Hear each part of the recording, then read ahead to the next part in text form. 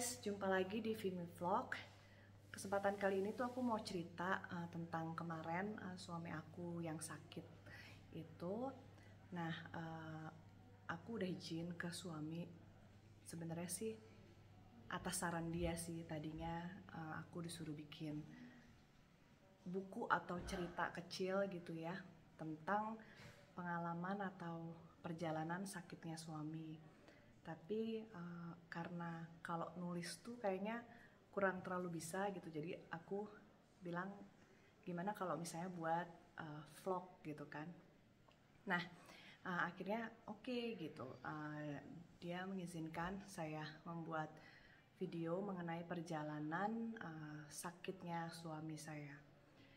Nah, kenapa dibuat video atau cerita saya akan menceritakan perjalanan sakit suami saya, itu karena memang saya berharapnya, maksudnya saya ingin apa yang sudah saya alami bersama suami ini mungkin ada juga dialami oleh teman-teman di luar sana, dan mungkin bisa menjadi apa ya, info gitu ya, info yang berguna untuk teman-teman di luar sana. Jadi perjalanan sakit suami saya ini dimulai dari tanggal 28 Desember. Nah, 28 Desember itu suami sudah mengeluhkan sakit di apa ya, dada sebelah kiri ya, di bawah sini ya tepatnya. Itu dia sudah mengalami nggak nyaman gitu, tapi memang masih bisa dia tahan gitu kan. Karena kita juga tanggal 30 itu sampai tanggal 1 kita ada planning untuk liburan menghabiskan tahun baru di PIK di Jakarta. Nah, jadi suami saya mencoba untuk bisa menahan rasa sakitnya gitu. Nah, pada saat tanggal 28 itu, 28-29 itu dia sudah mengalami demam awalnya, terus habis itu malamnya tuh keringatnya tuh berlebih gitu loh, banyak banget keringatnya gitu. Nah, tapi dia masih bisa tahan. Nah, sampai saya juga sempat bilang ya udah kita nggak usah pergi gitu kan tanggal 30. Nah, tapi karena mungkin suami nggak enak sama anak-anak gitu, karena sudah terlanjur janji gitu, takut mereka kecewa, akhirnya kita tetap pergi dengan suami. Oh, bisalah gitu, apa namanya, nggak terlalu sakit kok gitu, udah sembuh, dipikir hanya sakit biasa kan. Nah, setelah itu tanggal 30 kita pergi ke Jakarta. Nah, itu kita ya makan siang gitu kan, jalan ke mall gitu, itu seperti biasa gitu. Hanya pas malamnya, pas balik ke hotel, jadi kita tuh karena suami dalam kondisi kurang fit, jadi kita tuh selalu balik ke hotel tuh jam 6 tuh kita udah di hotel gitu, jam 6 kita di hotel. Nah, itu suami mulai lagi juga merasakan sakitnya gitu kan, apa namanya, dan juga ada demam gitu, keringatnya juga berlebih gitu. Saya sempat khawatir dan sempat WA ke adik saya bilang, Dek, takut nih gitu, kok Fer kayak ada sesuatu ya gitu, sakit gitu. Karena ngelihat dia ada keringat berlebih gitu ya malam-malam, jadi aku berpikirnya itu takutnya jantung gitu kan. Nah, tapi ternyata dia coba minum obat mah gitu, obat anti nyeri. Nah, itu baik-baik lagi gitu kan ya. Nah, oke, berarti tanggal 30, 31 itu ya seperti itu aja. Kalau setiap sore tuh dia mengalami kurang enak badannya gitu kan, ada demam dan juga ada keringat berlebih dan sakit di nyeri di sini ya. Nah, tanggal 1 kita pulang balik ke Sukabumi, itu dia juga masih bisa menahannya gitu sampai akhirnya tanggal 1 malam mau ke tanggal 2 dini hari itu dia mulai tidak bisa menahan rasa sakitnya gitu. Jadi dia mengalami sakit, nyeri banget gitu ya di sini ya, sampai dia nafas pun dia sakit, dia berjalan pun dia harus pelan-pelan, harus tertatih-tatih gitu kan. Dan saya merasakan dia tidak bisa tidur gitu. Jadi nanti sebentar tengkurap, sebentar miring ke kiri ke kanan, nggak bisa, sakit pokoknya gitu ya. Dia tidak bisa nahan. Nah, saya berpikir wah udah nggak bener gitu kan ya. Nah, akhirnya saya paksa suami saya untuk pergi ke IGD. Masih belum mau gitu, sampai jam 1, jam 2 dia masih coba untuk bertahan gitu kan. Tapi ternyata dia masih terus seperti itu, dan saya juga nggak tega posisinya. Akhirnya saya ajak dia untuk pergi ke IGD itu di sekitar jam 2 dini hari, sekitar jam setengah 4 pagi ya, subuh ya. Saya nyetir sendiri membawa suami saya ke IGD Primaya. Nah, di situ saya menelpon ipar saya dan juga menelpon orang tua suami saya paginya ya, dan memberitahukan bahwa suami saya masuk ke IGD Primaya. Nah, di IGD Primaya itu dilakukan beberapa pengecekan termasuk ronsen, ambil darah, dan lain-lain, karena kan prosedurnya sebelum masuk ke rawat inap itu harus di IGD dulu ya. Jadi di IGD itu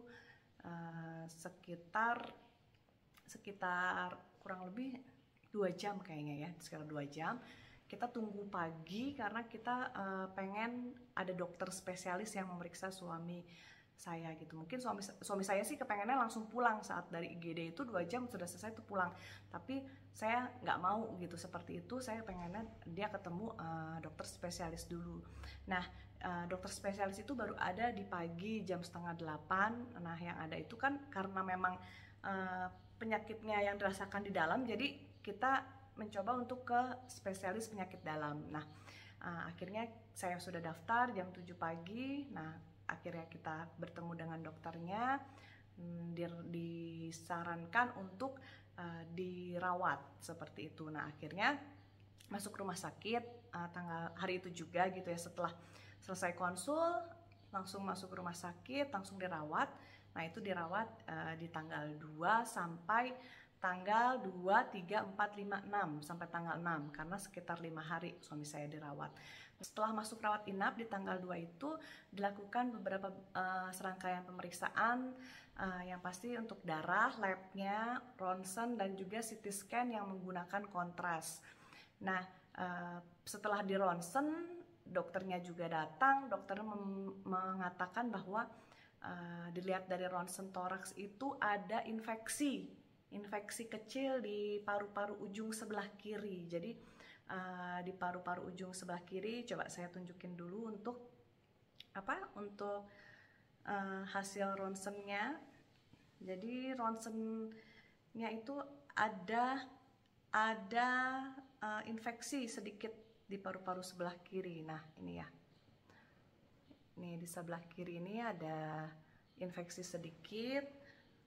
Itu tanggal 5 Januari di ronsennya, dan dikasih antibiotik, mulai dimasukkan antibiotik. Lalu untuk demamnya juga sama nyerinya, karena nyeri banget gitu ya, jadi dikasih obat anti nyeri.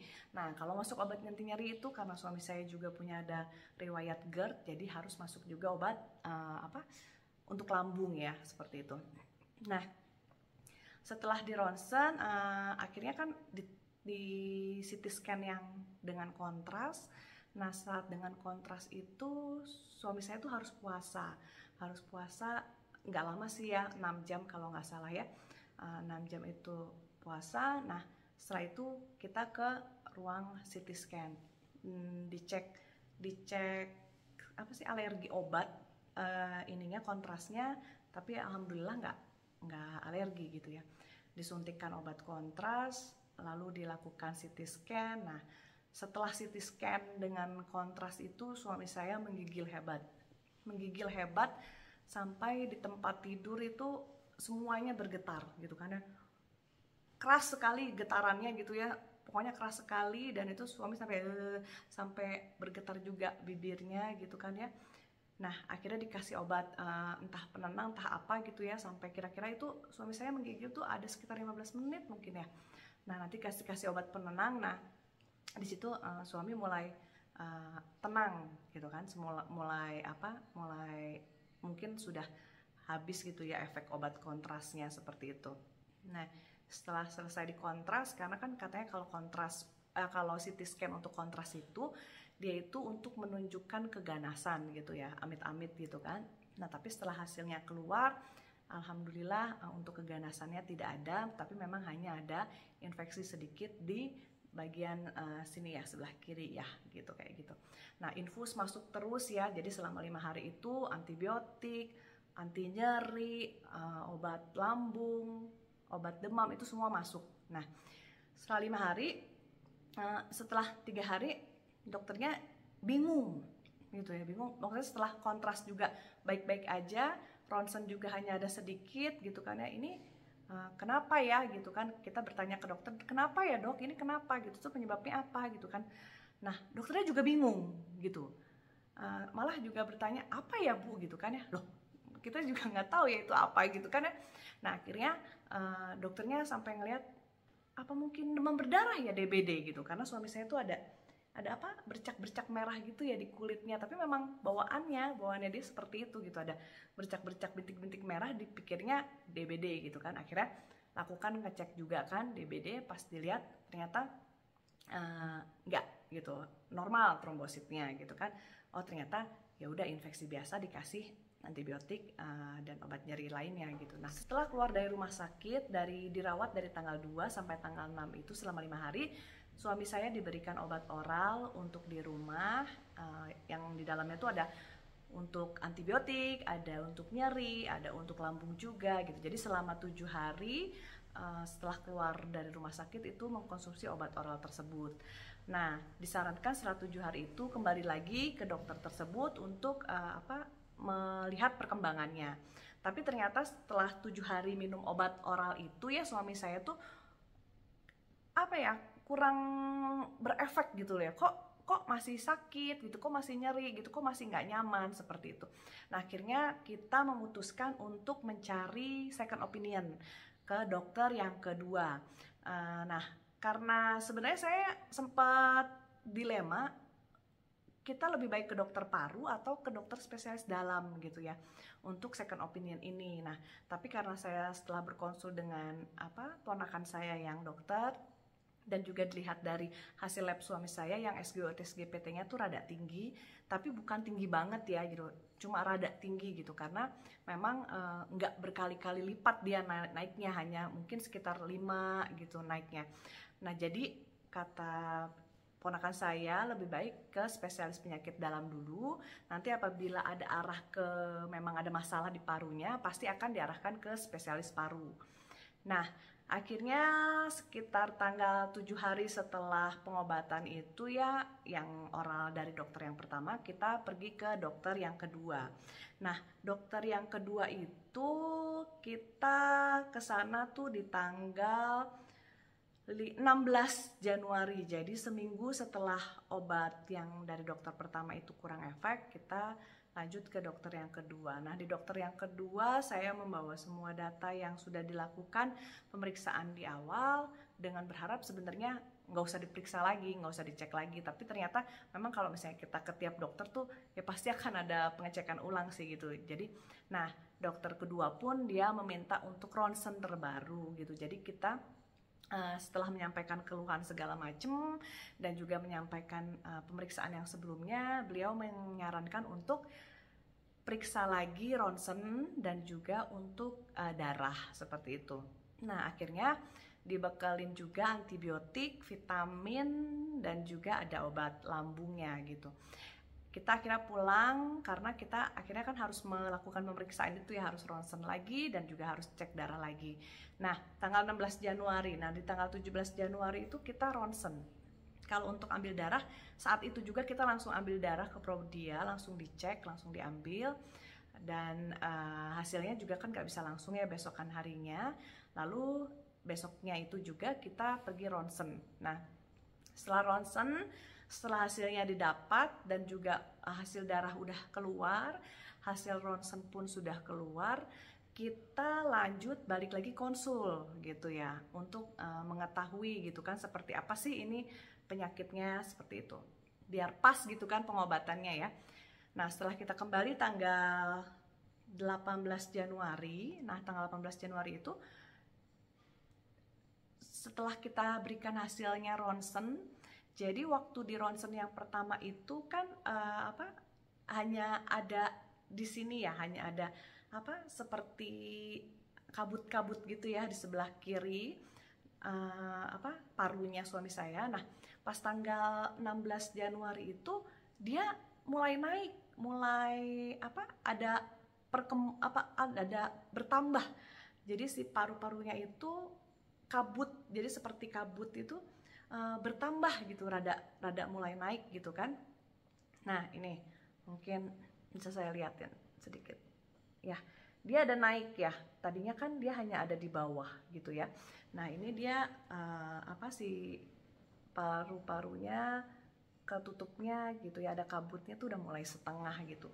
Itu di 16 Januari. Jadi dari tanggal 5 Januari ronsen sampai tanggal 16 Januari tuh perkembangannya tuh sekitar 11 hari tuh lumayan cepet gitu naiknya. Nah pas dilihat juga dengan hasil darah itu ternyata dedimer atau pengentalan darah suami tuh tinggi sekali gitu, karena normalnya itu di bawah 500, sedangkan suami saya tuh sampai 9.000.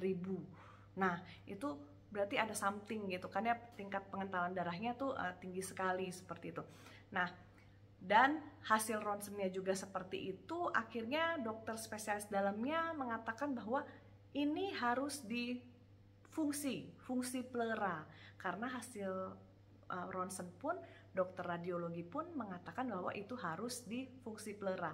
Jadi fungsi pleura itu diambil cairannya, jadi karena pas lihat ronsen itu ternyata itu cairan gitu kan, jadi harus diambil dari sini ya, dari apa, bahu belakang ini diambil gitu cairannya.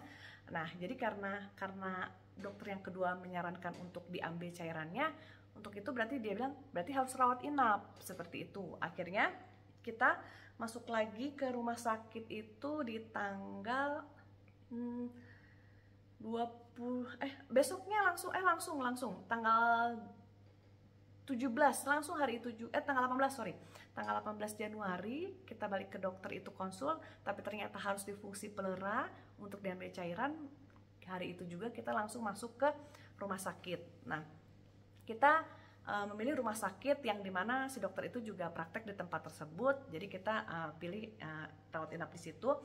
Nah dokternya setelah kita sampai rumah sakit dilakukan infus ya gitu, tapi infusnya sih nggak yang terus-terusan gitu, jadi dia cuma hanya infus antibiotik terus bisa dilepas dulu gitu ya. Nah itu dokternya baru bisa melakukan fungsi pleura itu di malam harinya gitu. Jadi untuk paginya ya sampai sore itu ya hanya masuk obat-obatan seperti itu. Nah tibalah dimana saatnya harus atau dokter akan melakukan fungsi pleura tersebut gitu ya. Sekitar jam 8:30 malam akhirnya kita turun ke ruangan untuk diambil untuk fungsi pleura. Tapi sebelumnya itu dokternya melakukan USG toraks untuk menandai atau marker letak airnya di mana sih gitu. Jadi nanti di marker ditandain, baru nanti di fungsi pleura disedot gitulah istilahnya ya. Kita sudah menyiapkan aqua 2 liter gitu, karena dilihat kayaknya lumayan banyak airnya gitu ya. Tapi ternyata pas di USG dokternya bilang, "Bu, ini nggak ada cairannya ternyata Pak, Bu." Loh, kok bisa ya? Kok nggak ada cairannya? Sedangkan di ronsen penampakannya dan dari dokter radiologi dan juga dokter spesialis dalamnya tuh bilang bahwa itu harus difungsi pleura gitu, dan air lah berarti kan. Nah ternyata ini airnya hanya sedikit, dokter spesialis dalamnya bilang hanya sedikit cairannya. Jadi ini sudah udah kebentuk jaringan-jaringan. Beliau bilang seperti itu. Duh, jaringan apa ya? Udah takut ya gitu kan ya, takut yang seperti apa gitu kan. Nah terus setelah dicari-cari nggak ada, ini ada airnya tapi sedikit sekali gitu. Kalau saya ambil pun dia nggak akan maksimal seperti itu. Nah akhirnya ya terus gimana dong dok gitu kan, kita juga bertanya gitu kan. Ya ini beliau bilang ini bahwa ini adalah kumannya seperti pneumonia, tapi kumannya lebih bandel katanya gitu. Nah kuman bandel, bingung juga ya gitu kan ya, maksudnya oh iya gitu, maksudnya jadi kita harus gimana gitu kan bingung ya gitu kan. Akhirnya dokternya menyarankan untuk, Bu, lebih baik ke spesialis paru. Nah akhirnya beliau menyarankan kita untuk ke dokter spesialis paru. Terus kita tanya rekomen dokter spesialis paru yang terbaik di Sukabumi. Nah itu beliau menyebutkan beberapa nama. Oke lah kalau begitu, atau beliau juga menyarankan untuk apa nggak mau ke Jakarta aja gitu, spesialis parunya di Jakarta. Saya punya beberapa kenalan seperti itu, tapi suami waktu itu pengennya di Sukabumi. Setelah disarankan dokter spesialis dalam untuk berkonsul ke dokter spesialis paru, kita akhirnya cari dokter spesialis paru di rumah sakit mana dan jadwalnya itu kapan aja. Nah kebetulan tanggal 21 Januari itu dokter yang direkomendasikan itu praktek sore hari gitu. Jadi kita nggak nunggu lama, kita langsung pergi ke dokter paru tersebut. Nah setelah kita bertemu dengan dokter paru yang pertama, itu dan juga membawa riwayat-riwayat pemeriksaan sebelumnya, ya lagi-lagi kita harus cek lagi ulang gitu ya, walaupun sebelumnya udah ada ronsen tapi tetap harus dicek ulang lagi gitu kan. Nah dan juga dokter tersebut menyarankan untuk melakukan IGRA. IGRA itu adalah tes untuk TB ya, untuk TB gitu, untuk TB paru. Akhirnya oke lah kita ikuti semua, lakukan ronsen ternyata nggak jauh beda sama yang sebelumnya, karena kan sebelumnya terakhir ronsen tanggal 16 Januari, tanggal 21 Januari dilakukan ronsen tuh memang rada naik sedikit gitu ya, si kabut-kabutnya gitu rada mulai naik sedikit. Nah dan juga dilakukan IGRA juga. Nah kalau IGRA ini waktunya tuh hasilnya tuh rada lama gitu ya, sekitar 5 hari kalau nggak salah ya, itu lama banget hasilnya. Nah kalau ronsen tuh bisa langsung. Nah setelah jadi ronsennya yang di rumah sakit tersebut yang diminta sama dokter spesialis parunya jadi, kita langsung konsul lagi ke dokter spesialis parunya. Nah pas melihat hasil ronsen itu, dokter spesialis parunya bilang ini 1000% cairan gitu katanya. Jadi ini harus fungsi pleura gitu, sama seperti dokter spesialis dalam menyarankan untuk fungsi pleura, diambil cairan dari bahu belakang. Nah akhirnya itu kan sore hari ya, saya sempat bicara, karena suami saya udah tidak bisa menjelaskan ya gitu, karena posisinya juga ya sakit gitu kan, jadi memang hanya saya menjelaskan. Saya info ke dokter spesialis paru, dokter sebelumnya spesialis penyakit dalam pun menyarankan untuk fungsi pleura gitu ya. Tetapi pas kita udah mulai kita rawat inap dan mau udah rawat semalam ya gitu, terus mau tindakan rawat inap, mau tindakan harus di USG dulu. Nah itu nggak ada cairannya dok, gituin kan ya. Saya udah mengalami yang kasus kayak gini bu, ini 1000% ini cairan gitu kan ya. Oke lah, saya bilang kalau misalnya memang ini cairan, saya bilang oke, kita rawat inap, tapi bisa nggak saya minta di USG dulu, jangan kita rawat inap dulu, karena beliau menyarankan kita langsung rawat inap malam hari itu juga gitu kan. Saya nggak mau gitu, saya maunya pengennya ronsen dulu deh gitu loh, dipastiin dulu gitu kan. Nah akhirnya dokternya setuju, dan kebetulan si dokter radiologinya itu baru ada besokan harinya tanggal 22 Januari. Nah tanggal 22 Januari itu saya bilang, tanggal 21 Januari itu pas ketemu dokter spesialis paru, saya bilang, dok, iya dok, jadi besok aja ya dok gitu, ketemu sama dokter radiologinya, kita sekalian bawa baju kok, jadi nanti kalau misalnya memang ada cairan kita langsung rawat inap seperti itu. Ternyata pas tanggal 22 kita melakukan USG ke dokter radiologi di dokter spesialis yang dokter spesialis paru itu sarankan, ternyata nggak ada cairannya gitu. Ini sudah mengental bu, ini bukan cairan lagi seperti itu kan. Jadi saya nggak bisa marker gitu, saya nggak bisa nandain gitu apa yang mau ditandain, karena nggak ada juga yang mau disedot seperti itu. Nah akhirnya kita bete dong gitu, kok kan ternyata nggak ada cairannya. Coba kebayang kalau misalnya kita udah masuk rawat inap, kita karena dokter radiologinya bicara seperti itu, akhirnya kita jadi males balik lagi ke dokter spesialis paru yang pertama itu gitu kan. Jadi akhirnya ya sudah, akhirnya kita nggak usah ke sana, kita balik aja, pulang aja seperti itu. Pulang sambil diberikan, memang kita masih minum obat dari dokter spesialis dalam yang kedua, karena masih ada antibiotik yang harus diminum. Sedangkan kalau misalnya untuk dokter spesialis parunya, dia hanya memberikan vitamin seperti itu.